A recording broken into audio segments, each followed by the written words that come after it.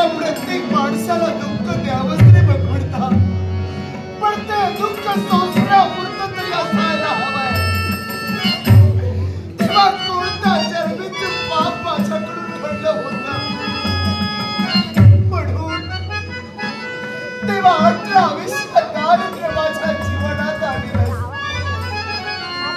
ब्राह्मण घराण्यात आपला जन्म झाला. ब्राह्मण घराण्यात जन्म होऊन ब्राह्मण घराचं सार्थक व्हावं म्हणून आई बापाने माझं लग्न केलं.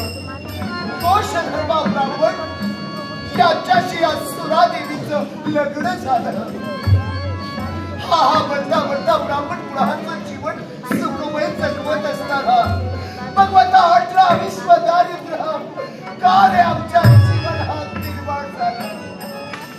वेदवक्ते ब्राह्मण म्हणून ज्याची ख्याती घेतली होती, काळाप्रमाणे कालांतराने त्याच्या वेद पठणाला सुद्धा कोणाला बोलवायचं सोडून दिलं.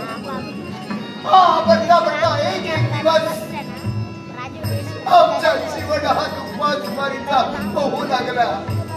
काबाड कष्ट करावी, दोन्ही पाठी करावी, मिळालेल्या सामग्रीच्या तुकड्यावर आमचं जीवन जगवावं. बऱ्या मोठ्या वृक्षाची पात घेऊन यावी आणि त्याचं उदरनिर्वाह पडून पत्रावर लावून त्याचा विनिमय करावा. हे चढप आम्ही आमच्या जीवनात करतोय. 18 दारिद्र्य देवासाठी संपणार आहे. जामीच्या ईश्वराचं साध्य व्हावं.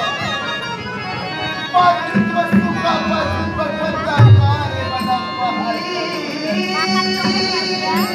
हे देवा कधी लागलेला घोर संपणार आहे. कधी माझ्या जीवनात लागलेला घोर संपणार आहे.